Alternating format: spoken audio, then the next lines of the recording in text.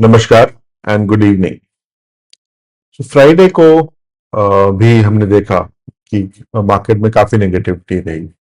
और जनरली हम जो भी एनालिसिस देख रहे हैं उसमें ज्यादातर जगह हमें थोड़ा नेगेटिव व्यू ही दिखाया जा रहा है या दिया जा रहा है। मैं कोशिश करूंगा आज एक दूसरा पर्सपेक्टिव सामने रखने का, जो हमारे लिए medium to long term view के हिसाब से मैं कुछ डिटेल्स दूंगा या अपना व्यू, एक अपनी ओपिनियन एक सामने रखूंगा। और उसके अलावा जो हम यूजुअली हम देखते हैं कि निफ्टी, बैंक निफ्टी और सेंसेक्स पे हमें क्या लेवल्स दिख रहे हैं, उसके बारे में हम बात करेंगे। तो चलिए आगे बढ़ते हैं। तो चलिए हम देखते हैं निफ्टी के 5 मिनट चार्ट पे। और हम निफ्टी के 5 मिनट चार्ट पे डिस्कस करें उसके पहले हम अगर क्लोजिंग लेवल देखें तो निफ्टी ने लास्ट वीक, लास्ट फ्राइडे को जो क्लोजिंग की वो थी 23,897 पे।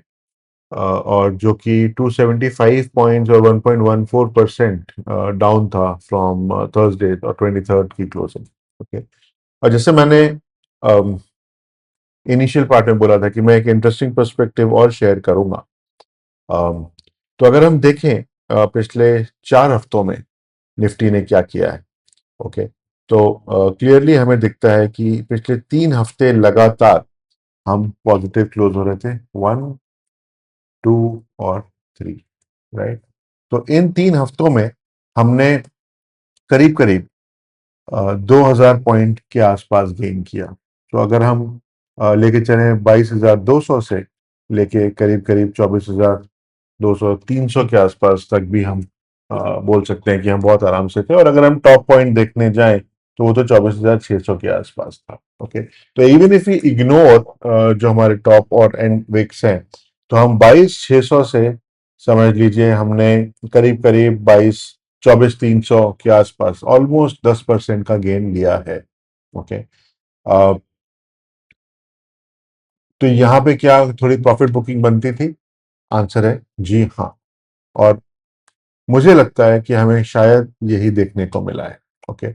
और अगर हम इन लेवल्स के आसपास बात करें तो हमारे पास कुछ रेजिस्टेंस जोन हमें पीछे से भी दिख रहे हैं on a weekly chart as well. Okay.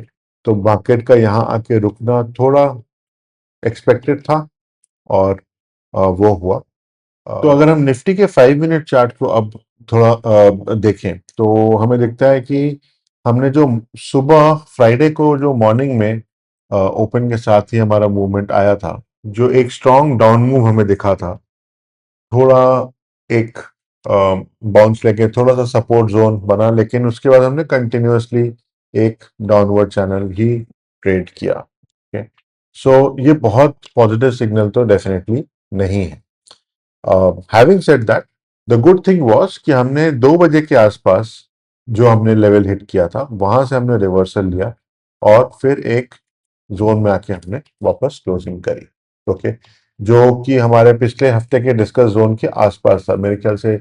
जो लेवल्स हमने लास्ट टाइम मार्क किए हुए थे वो 23,900 के आसपास का एक लेवल हमने बोला हुआ था। और उसके अलावा 24,100 का भी हमने लेवल डिस्कस किया था कि अगर इसके नीचे मार्केट जाता है तो फिर मार्केट करीब करीब 150 से 200 पॉइंट और नीचे जा सकता है, जो हमें क्लियरली होता हुआ दिखा।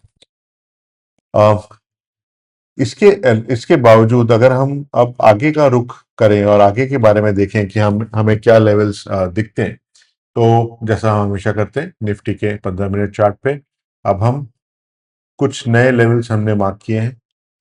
अगेन ये काफी हद तक अलाइन करेंगे जो हमारे पीछे पिछले हफ्ते जो हमने लेवल्स डिस्कस किए थे उनके साथ में। लेकिन थोड़ा पर्सपेक्टिव इसके अंदर में हम ये ऐड करेंगे कि हमारे लास्ट वीक की जो क्लोजिंग हुई है उसके हिसाब से अब हमें क्या रुख लग रहा है बाजार का। एक बार क्विक लुक देखते हैं हम ओपन इंटरेस्ट के ऊपर। और जो चीज देखने में आती है वो है पीसीआर 0.7 है, जो कि थोड़ा और नीचे आ गया है पहले से। और ये एक नेगेटिव साइन होता है यूजुअली मार्केट के लिए। ओके। बट ये ध्यान रखिएगा ये फ्राइडे का पीसीआर है। ओके। और अगर हम अप्रैल की एक्सपायरी की बात करें जो कि अब सिर्फ 2 दिन दूर है, अ, उस पर अगर हम देखें तो हमारे पास जो की लेवल्स आते हैं, हमें ऊपर की तरफ में ज्यादा रेजिस्टेंस दिख रहा है, जैसे कि 25,000, 24,500 इन लेवल्स पे। 24,000 पे अगर आप देखें तो सिग्निफिकेंट अमाउंट ऑफ रेजिस्टेंस हमें नहीं दिख रहा है, हालांकि हम उससे अभी 100 पॉइंट नीचे हैं। ओके। और अगर हम नीचे की तरफ सपोर्ट की बात करें तो हमें सीधे सपोर्ट जो है वो 23,000 पे दिखता है, मेजर सपोर्ट। और जो एक एक छोटा, समझ लीजिए एक स्पीड बम्प हम कह सकते हैं, 23,500 के आसपास हमें एक लेवल और दिख रहा है, जो कि थोड़ा सा नजदीक है जहां हम हैं अभी वहां से। सो अगर हम नेगेटिव की बात करें तो नेगेटिव साइड पे हम 23,000 तक जा सकते हैं, क्योंकि 23,500 पे हमें बहुत सिग्निफिकेंट सपोर्ट शायद ना मिले। ओके। लेकिन जो मेरा व्यू है, जो मेरी पर्सनल ओपिनियन है, based on what we can see happening in the market over the last few weeks, is कि अब हमें थोड़ा स्टेबिलिटी इस रेंज में शायद देखने को मिले। और हमारे पास फिर चार्ट पे हमें क्या लेवल्स देखने को मिल रहा है, राइट। सो अब देखिए, अभी जो हुआ है पिछले कुछ दिनों में कि हमने लगातार every day we have kind of made a step. तो मैं जो बोल रहा था कि हमने यहाँ पे एक स्टेप बनाया, यहाँ पे हमने एक स्टेप बनाया और यहाँ से एक स्लाइड ली। ओके। तो 23,500 करीब यहाँ पे है। ओके। और अगर हम लेवल्स की बात करें चार्ट पे, तो मुझे जो लग रहा है वो हमारा इमीडिएट जो सपोर्ट जोन एक फर्स्ट मिलेगा वो हमें 23,800 के आसपास में मिलना चाहिए। जो सेकंड सपोर्ट मिलेगा वो हमें 23,700 के थोड़ा नीचे, 650 और 700 के बीच में। और जो सपोर्ट जोन 3 है वो 23,500 के आसपास हमें मिलना चाहिए। ओके, 23,555 मैंने यहाँ पे मार्क किया हुआ है। और अगर हम ऊपर की बात करें तो हमारे पास एक सिग्निफिकेंट रेजिस्टेंस जोन 24,000 पे छोटा एक रेजिस्टेंस हमें डेफिनेटली देखने को मिलेगा। ओके, मैं इसको R1 बोलूंगा। R2 24 24,100 के आसपास R2। और R3 जो है वो मेरे हिसाब से अबाउट 24,400 के आसपास मिलना चाहिए। ओके। अगर हम प्योरली बात करें कि मार्केट को अगर ऊपर जाना है तो वो किस लेवल तक आए जिसके बाद वो ऊपर जाए, तो वो मेरे ख्याल से रेजिस्टेंस जोन 2 होगा। और मार्केट को अगर नीचे जाना है तो वो किस सपोर्ट को ब्रेक करे जिसके बाद वो कंटिन्यू कर सकता है नीचे जाने के लिए, या हमें नीचे की तरफ में कुछ नए लेवल्स मिलेंगे, तो वो मेरे हिसाब से सपोर्ट जोन 2 होगा, जो कि 23,650 के आसपास आप मान के चल सकते हैं। ये प्योरली निफ्टी पर्सपेक्टिव से मैं बोल रहा हूँ। ओके। और मुझे लगता है कि क्योंकि हमने पिछले 3 हफ्तों से लगातार एक बड़ी रैली करी थी, अगर हम बॉटम से इस हफ्ते के टॉप तक की बात करें तो करीब करीब 10 से 11% की रैली थी। और उस पे अगर हम एक ट्रेस बैक देखें तो 33% का ट्रेस बैक मेरे ख्याल से S2 जो लेवल में मार्क कर रहा हूँ, 23,650 जो मैंने बोला, उसके आसपास ही आएगा। ओके। तो I think that becomes a very critical level, क्योंकि अगर उस सपोर्ट को होल्ड कर जाते हैं तो फिर हमें आगे थोड़ा सा पॉजिटिव मूवमेंट देखने के चांसेस मिलते हैं। ओके। और अगर हम ऊपर की तरफ बढ़ते हैं तो डेफिनेटली 24,100 24,200 के आसपास जो हमारा R2 है, अगर हम उसके ऊपर जाते हैं तो डेफिनेटली हमें ऊपर की तरफ मूवमेंट सस्टेन करता हुआ दिख सकता है। हम एक झलक विक्स पे भी देख लें तो विक्स पे फ्रैंकली बहुत कोई एडिशनल इनपुट नहीं है। थोड़ा हम ऊपर की तरफ बढ़ रहे हैं रेंज में, बट वो ऑब्वियसली जब मार्केट नीचे गिरता है तो डेफिनेटली विक्स बढ़ता है, लेकिन हम विक्स में I think we are pretty much comfortably in the zone that we had talked about. Moving on to bank Nifty. और बैंक निफ्टी के 5 मिनट चार्ट पे अगर हम देखें तो हमने पिछले कुछ दिनों में डेफिनेटली नीचे का रुख किया है। अ, लेकिन फ्राइडे को अगर हम देखें तो हमें क्लियरली एक एक अच्छा पैटर्न दिख रहा है, जहां पे हमने एक सिग्निफिकेंट ड्रॉप लिया, फिर थोड़ा ट्रेड किया, नीचे आए, एक और लोअर लेवल बनाया, लेकिन हमने फिर क्लोजर जो किया वो किया एक एक एक सिग्निफिकेंट लेवल पे which is around which is 56,000 plus, actually 56,089 पे हमारा क्लोजिंग पॉइंट है, जो कि हालांकि 200 पॉइंट डाउन है from previous days close, but आप ये देखें कि जहां निफ्टी ऑलमोस्ट 1% डाउन था, वहीं बैंक निफ्टी सिर्फ 0.4%, 0.38% के करीब डाउन है।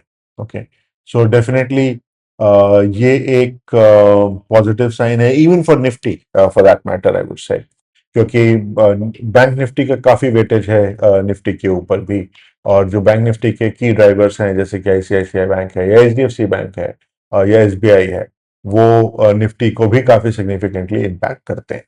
सो अगर हम बैंक निफ्टी की बात करें और ये देखना चाहें कि हमें आगे क्या लेवल्स देखने को मिल सकते हैं, तो as you always do, let's move on to the 15-minute chart for bank Nifty. और मैं इस पे जो मैंने इस वीक के लिए जो लेवल्स मार्क किए हैं, मैं अगर वो सामने ले आऊं, तो हमें आगे के लिए थोड़ा सा बेटर क्लैरिटी मिलेगी। ओके, सो जो हमारा क्लोजर था, जैसा मैंने बताया, 56,089 पे था। यहाँ से अगर हम ये व्यू लें कि हमारा रेजिस्टेंस पॉइंट और सपोर्ट जोन्स हमारे क्या आएंगे, तो जो हमारा फर्स्ट रेजिस्टेंस है वो है अराउंड 56,250। जो सेकंड रेजिस्टेंस है वो है 56,800 टू 850 के आसपास, और जो थर्ड लेवल ऑफ रेजिस्टेंस है वो है 57,450 टू 500 के आसपास। और ये की लेवल्स कौन से हैं, तो जो R1 है हमारा, वो that is very close to the high point और the low of, actually the low point of Thursday.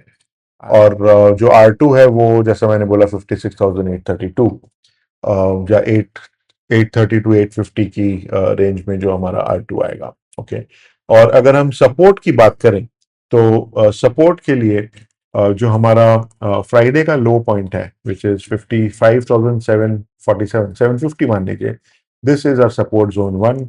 और सपोर्ट 2 इज अराउंड 55,227।